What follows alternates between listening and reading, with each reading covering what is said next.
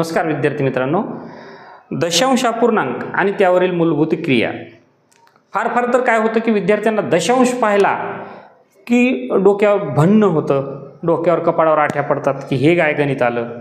परंतु विद्यार्थी मित्रांनो, माझी खात्री आहे की तुम्ही हे व्हिडिओ पाहिल्यानंतर की तुमचं हे दशांशाबद्दलची जी भीती आहे, जे काय म्हणतो आपण त्याला की जे म्हणजे तुम्हाला त्याच्याबद्दल काय एक अनपेक्षित भीती वाटते, ते आपोआप कमी होते।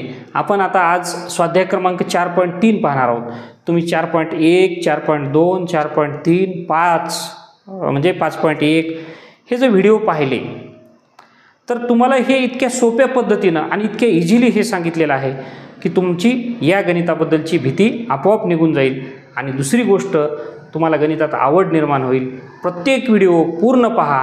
व्हिडिओच्या शेवटी तुम्हाला असं लक्षात येईल, तुमच्या मनात असा फील येईल, अरेगडे हे गणित खूप सोपे होते आणि आपण ते आनंदाने करूया। चला आपण स्वाध्याय 4.3 कडे जाऊया। पहिलं उदाहरण आहे 35.624 वजा 26.510 या मांडणीला 14 ने भागल्यावर भागाकार येतो। म्हणजे मला अगोदर काय करावं लागेल तर ह्याची वजाबाकी करावी लागेल। ही मांडणी म्हणजे ह्याच्यातून एक मला पूर्णांक मिळवावा लागेल किंवा वजाबाकी करून एक ठराविक अंक मिळवावा लागेल।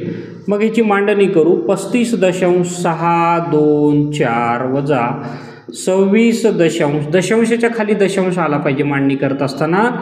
बेरीज वजाबाकीमध्ये 4 मधून 0 गेले 4, 2 मधून 1 गेला 1, 6 मधून 5 गेले 1 दशांश, 5 मधून 6 जात नाही, 3 कडनं उसना घेतला, इथं 2च शिल्लक राहिले। 15 मधून 6 गेले 9 आले, 2 मधून 2 गेले 0, 9.114 आला। आता याला 14 ने भागल्यानंतर उत्तर येते, म्हणजेच 9114 भागिले 14, 14 सत्ते 98, 14 सख्ख 84। आता मी दशांश दिलाच नाही, ठीक आहे, परंतु इथं देऊन ठेवतो, नंतर त्याचा विचार करू आपण। 14 सख्ख 84, मग किती उरले तर 11 मधून 4, कारण ह्याने इथं उसना दिला, 11 मधून 4 गेले 7 उरले, इथं 0 वरून घेतला 1, 1 हातार आलं, 14 पंचे 70, 1 राहिले, 7 मधून 7 गेले 0 वरून आला 1, 14 1 14, 0 काय आलं म्हणजे बाकी 0 आले। आता मला भागाकार करत असताना म्हणजे 3 स्थळानंतर, दशांशाच्या अगोदर 3 स्थळ आहेत आणि जो भाजक आहे त्याच्यामध्ये दशांशच नाही। मग म्हणजेच वजाबाकी करावी लागते, 3 वजा 1, 3 वजा 0 3च। 3 स्थळानंतर मला काय पाहिजे तर दशांश पाहिजे। मग अशा वेळी मी आता काय करणार, किंवा मी असा विचार करू शकतो 14 ने ह्याला भाग घालायला गेलं तर भाग 9ला जात नाही। मग काय करावं लागतं मला की 0चा काय करावं लागतो अगोदर भागाकार म्हणजे द्यावा लागतो, कारण 9 भाग जात नाही म्हणून। मग 14 1 14 सुद्धा होत नाही, या दोन्हीला भाग घातला। आता हे उदाहरण या ठिकाणी काय आलेलं आहे, भागाकार 651 आलेला आहे।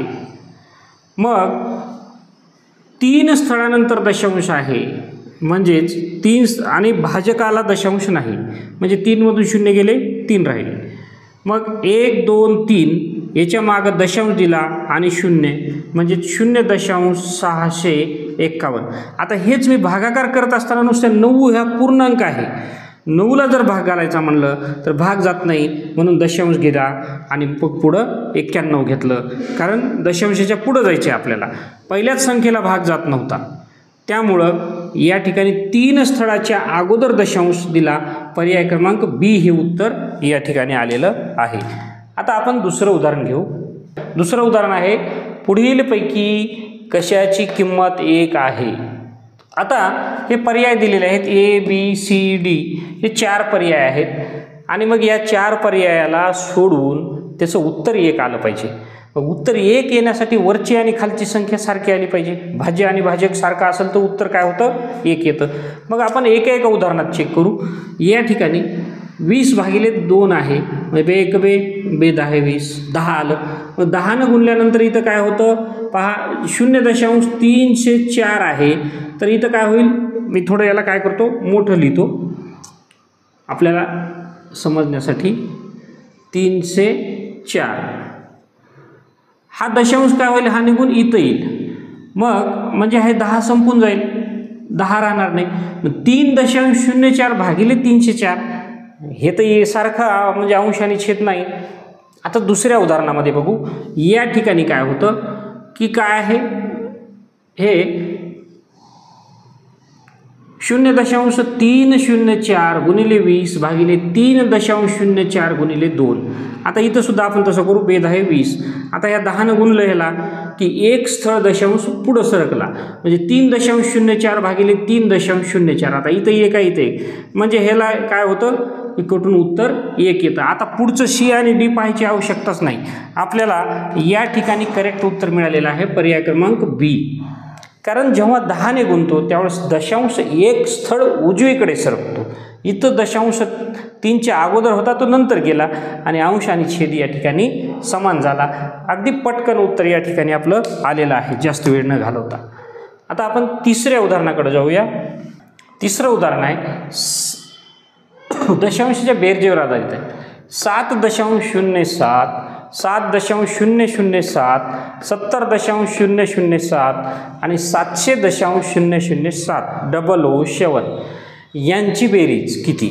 आता आपल्याला इथं फक्त एक गोष्ट माहिती पाहिजे, दशांशाची बेरीज आणि वजाबाकी असेल अशा वेळी दशांशाच्या खाली दशांश असला पाहिजे.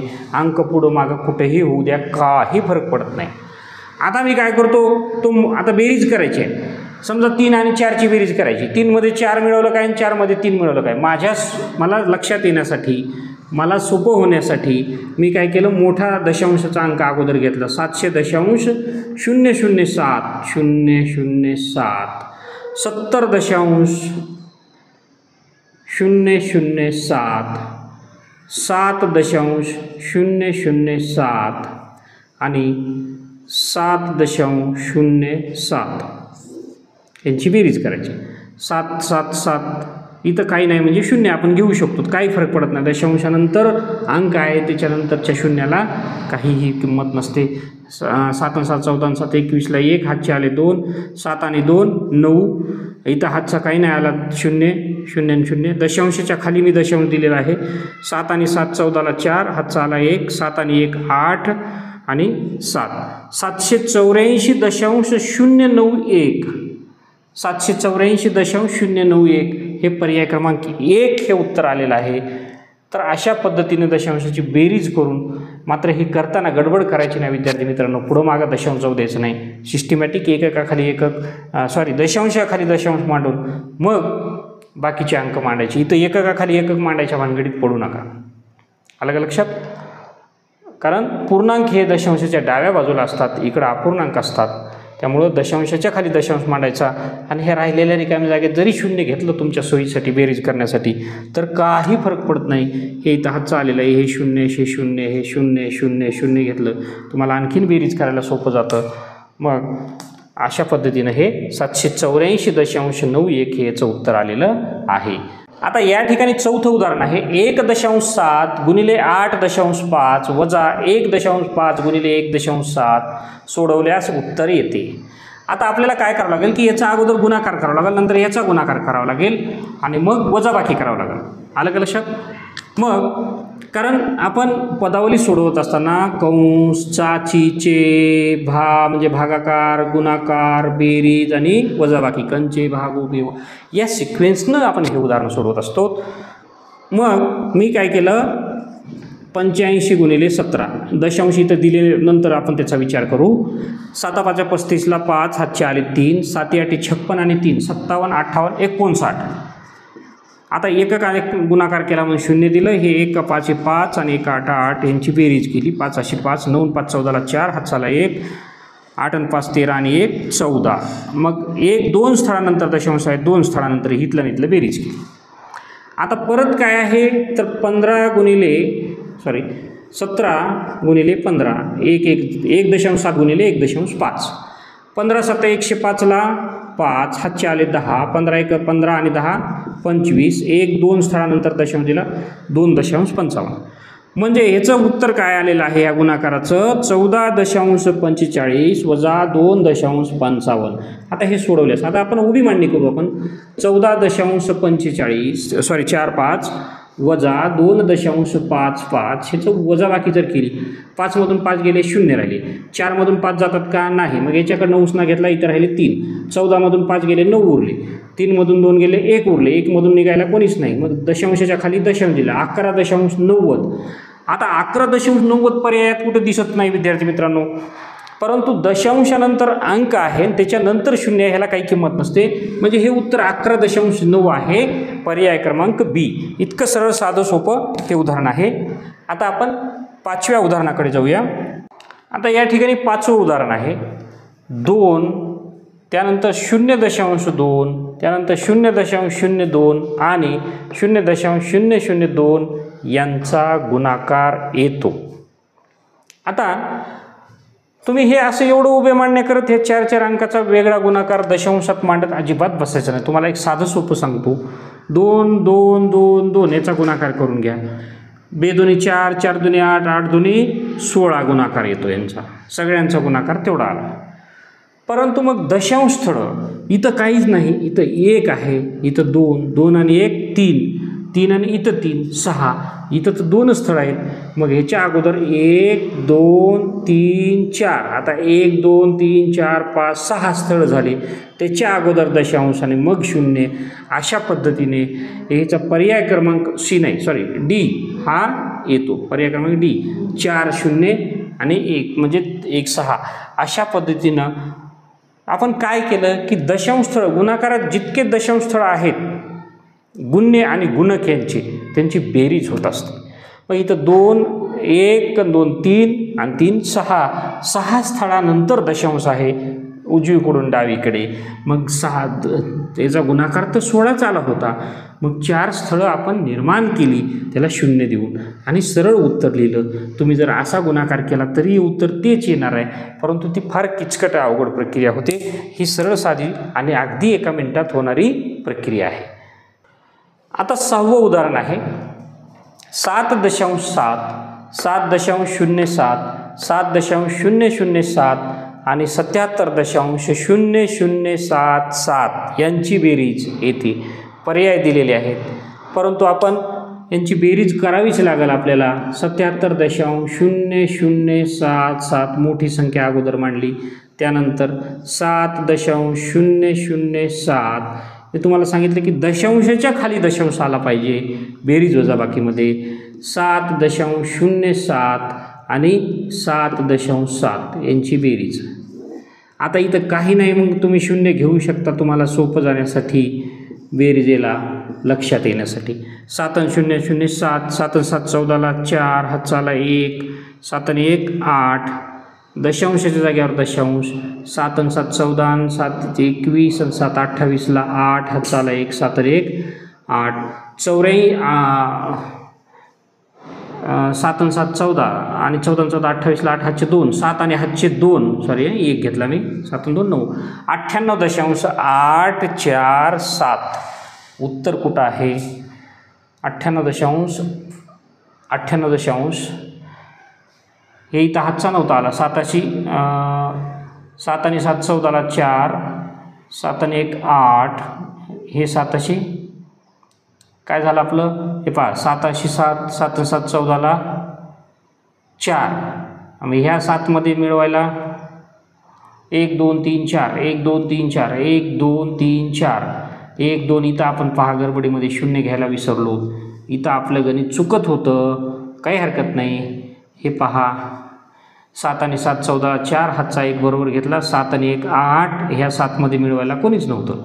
हा 98.7847 98.7847 म्हणजे पर्याय क्रमांक बी हे उत्तर आलेलं आहे. ही उभी मांडणी करत असताना अतिशय रेखीवप्रमाणे एककाखाली एकक म्हणजे दशांशाखाली दशांश मांडून बाकीचे अंक सुटसुटीत लिहावे आणि त्यांच्या खाली योग्य ठिकाणी दशांशाच्या पुढे 0 घेऊन आपलं गणित करण्याची दिशा जी आहे ती क्लिअर करत चालावं. अशा प्रमाणे पर्याय क्रमांक बी हे याचं उत्तर आलेलं आहे.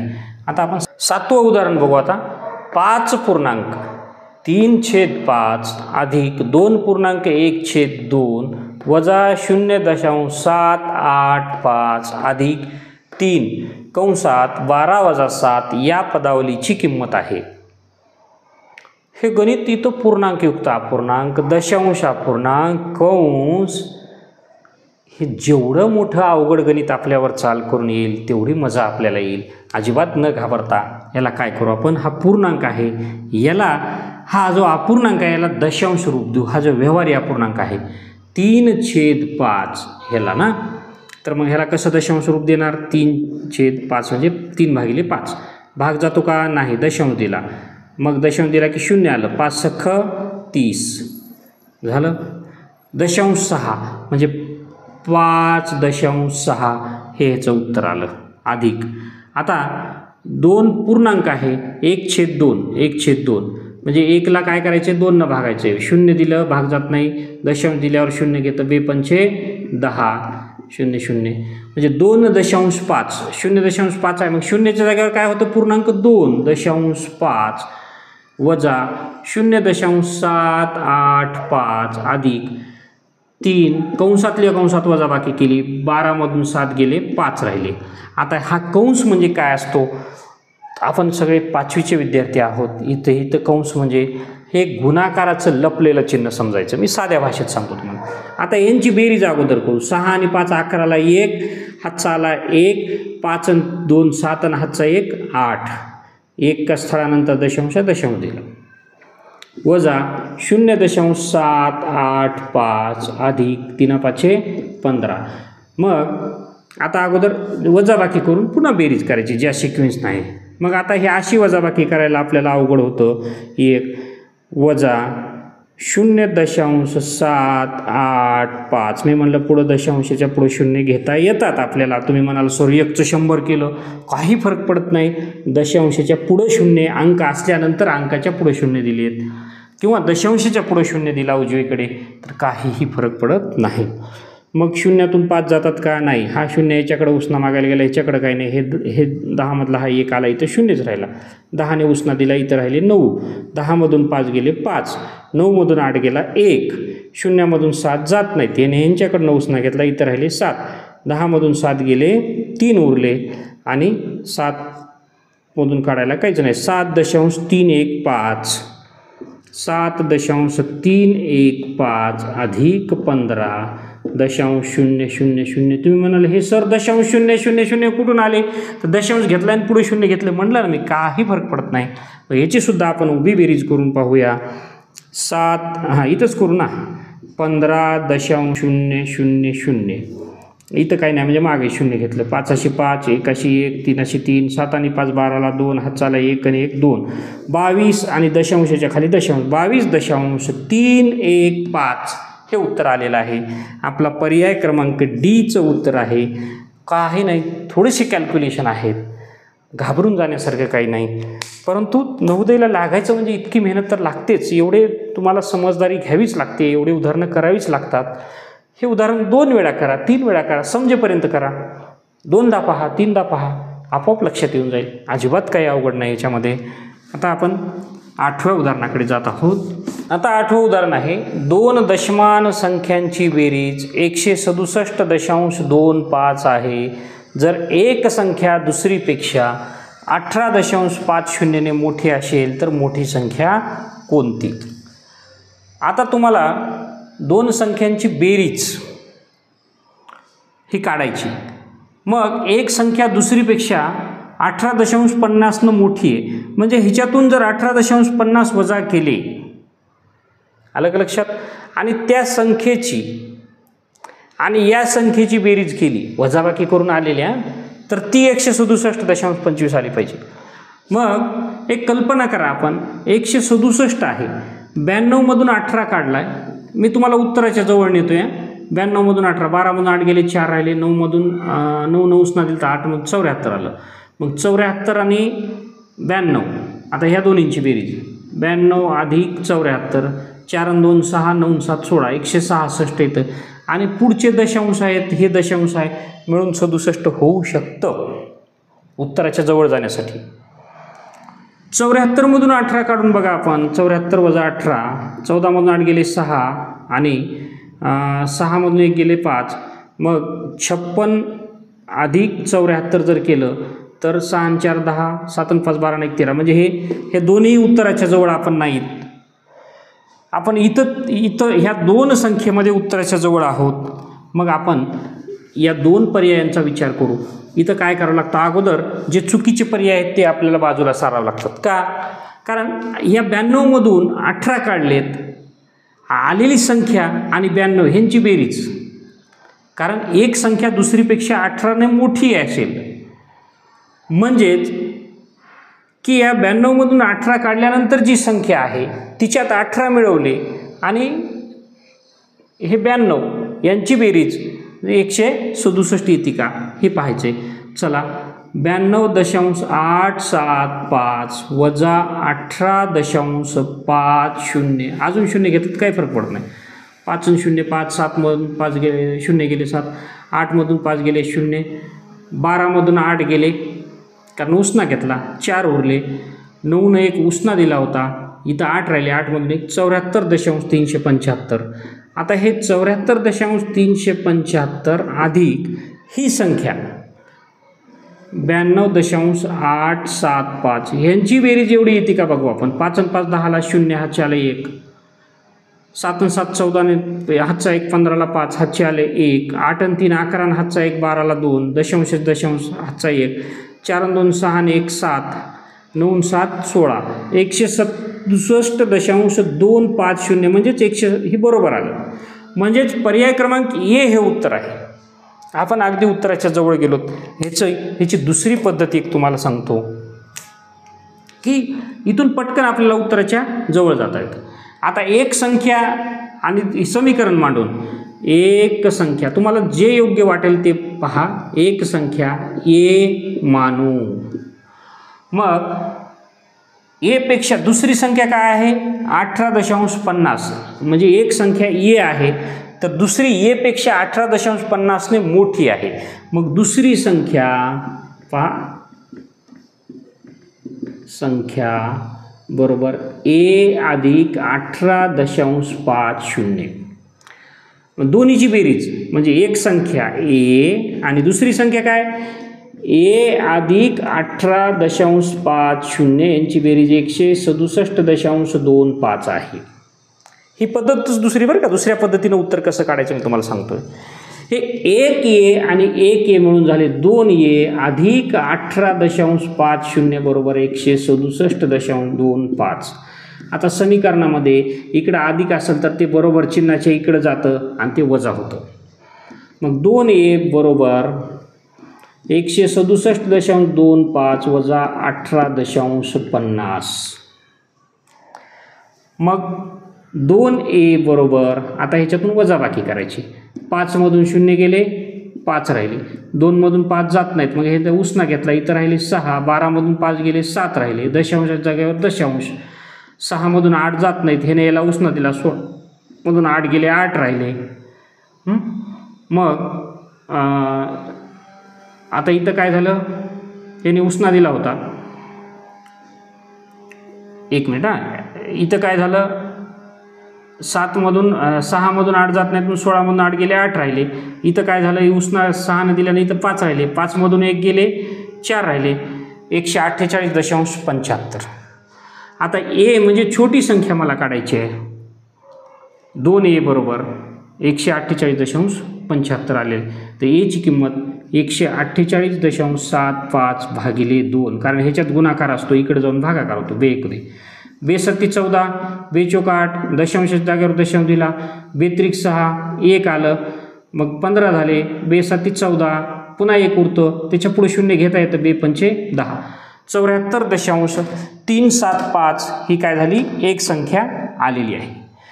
मग दुसरी संख्या तिच्यापेक्षा किती 18.50 न मोठी आहे पहा. मग ह्याच्यामध्ये काय करावं लागेल 74.375 अधिक 18.50 पुन्हा 0 घेतलं, हे 5 5, 7 आणि 0.7 5 आणि 3 8 दशांश 8 आणि 4 12ला 2 हातच्याला 1 7 आणि 1 8 आणि 1 9 92.875 ही पर्याय संख्या आली. तर हे दुसरा जो पर्याय आहे उत्तर शोधण्याचा तो थोडासा किचकट वाटतो, म्हणून इथं आपण सरळ साध्या बेरीज वजाबाकीच्या पद्धतीनंच उत्तरापर्यंत पोहोचू शकतो आणि आपल्याला करेक्ट उत्तर मिळून जाते ना. मात्र गणित समजलं पाहिजे. आलं का लक्षात? आपण एवढ्या समीकरणं इकडून तिकडं जा हे करा, मला वाटतं तुम्हाला जे समजलं ते तुम्ही ॲक्सेप्ट करू शकता, त्या पद्धतीनं तुम्ही सोडवू शकता. हे वरच्या 6व्या 7व्या वर्गाला समीकरणं येतात, तिथली ही उदाहरणं आहेत. आता 9वं उदाहरण आपण त्याकडे जाऊया. तर 9वं उदाहरण आहे, जर 5.28 गुणिले 0.8 बरोबर 4.224 तर 52.8 गुणिले 0.8 ची किंमत आहे. पहा, मी असं समजतोय की ह्याच्यामध्ये दशांश नाही. 528 गुणिले 8 08 म्हणजे तेच, आणि इथं पण 528 गुणिले 8. मग ह्याचं उत्तर जर 4224 एवढं येणार आहे, ह्याचे उत्तर तेवढंच येणार आहे. पण इथं काय केले की 2 आणि 1 इथं 2 स्थळानंतर दशांश, इथं 1 2 आणि 1 3 स्थळानं उजवीकडून 3 स्थळं मागे येऊन दशांश दिलेला आहे. 2 अधिक 1. इथं मला जास्त डोकं लावण्याची काहीही आवश्यकता नाही. इथं 1 स्थळ आहे, इथं 1 स्थळ आहे. 1 अधिक 1 2 स्थळ अलीकडे येऊन मला दशांश द्यायचा आहे. 42.24 हा पर्याय क्रमांक 1 हे उत्तर आहे. कारण गुणाकाराचं उत्तर तुम्हाला हे डबल गुणाकार मांडणी करत बसायचं नाही, अशानं आपलं काहीच होणार नाही. या दोन्हीच्या 528 गुणिले 8चं उत्तर इथं आलेलं आहे 4224. तुम्हाला फक्त दशांश स्थळ किती स्थळानंतर पुढं मागं आहे त्याचं कॅल्क्युलेशन करायचं आहे. आणि गुणाकारामध्ये मी पुन्हा पुन्हा सांगत आलो, गुण्य आणि गुणकाचे दशांश स्थळांची बेरीज करायची आणि उत्तरामध्ये तेवढे स्थळं उजवीकडून दशांश स्थळं म्हणजे मागे येऊन दशांश द्यायचा. तर अशा पद्धतीनं पर्याय क्रमांक ए हे याचं उत्तर आलेलं आहे. तुम्हाला किती शॉर्टमध्ये फक्त एवढं डोक्यात आलं की हां चला 2 स्थळं आहेत ना, 2 स्थळानंतर दशांश आहे, चला पर्याय क्रमांक ए गोल करा. एवढ्या स्पीडली आपण हे गणित करू शकतो. आता आपण शेवटचं या 4.3 मधलं 10वं उदाहरण घेणार आहोत. आता 10वं उदाहरण या स्वाध्याय 4.3 मधलं शेवटचं उदाहरण आपण घेत आहोत. 1/10 11/100 111/1000 चे दशमान मूल्य आहे. मग यांचं दशमान मूल्य म्हणजे 1/100 याचं काय होतं की काय होतं, 1 0 आहे, मी इथं खाली लिहितो 1/10 याचं काय होतं, हा 1 0 कटतो, 1 स्थळ दशांश 0.1 11/100 2 स्थळ 2 0 कटतात, 2 स्थळानंतर दशांश 0.11 111/1000 3 0 कटले म्हणजे 3 स्थळाच्या नंतर अगोदर दशांश आला 0.111 यांची आता बेरीज आहे. आता आपल्याला काही करायचं नाही. 0.111 अधिक 0.11 अधिक 0.1 यांची बेरीज तर काही नाही, म्हणजे 0 इथं 0 इथं 0 दिलं. 1 अशी 1 1 आणि 1 2 1 आणि 1 2 आणि 1 3 दशांशाच्या खाली दशांश 0 0.321 हा पर्याय क्रमांक सी आलेला आहे. विद्यार्थी मित्रांनो, हे गणित पाहिल्यानंतर कपाळावर आठ्या पडतात, हे कसं सोडवायचं, ह्याच्यात काय असेल काय नाही. परंतु हे गणित इतकं सोपं आहे. याला जाग्यावरच मी काय केलं की व्यवहारी अपूर्णांकाचं रूपांतर दशांश अपूर्णांकात केलं आणि त्या दशांश अपूर्णांकाची बेरीज केली आणि स्पीडनं आपण हे करत गेलो तर आपण आपल्याला सरावांती आपल्याला या गणितामध्ये कौशल्य निर्माण होतं, आपण सोडवतो. आणि अशा प्रकारे 4.3 मधले 10 उदाहरणं आपण घेतलेली आहेत. काही उदाहरणामध्ये 2 पद्धतीनं मी उत्तर सांगितले. तुम्ही दोन्ही पहा, दोन्ही करून पहा, तुम्हाला जे सोपं वाटतं किंवा वेळ लावून पहा, जे लवकर होतं ते उदाहरणं ती पद्धत तुम्ही ॲक्सेप्ट करा. आणि या व्हिडिओ बनवण्यामागचा उद्देशच हा आहे की तुम्हाला गणिताची गोडी लागावी, गणितात आवड निर्माण व्हावी आणि गणिताची भीती दूर व्हावी. तर विद्यार्थी मित्रांनो, निश्चितच तुम्ही पूर्ण व्हिडिओ पाहिल्या त्याबद्दल धन्यवाद. आपल्या चॅनलला सबस्क्राईब करा. तुम्हाला व्हिडिओ आवडला असेल लाईक करा. धन्यवाद.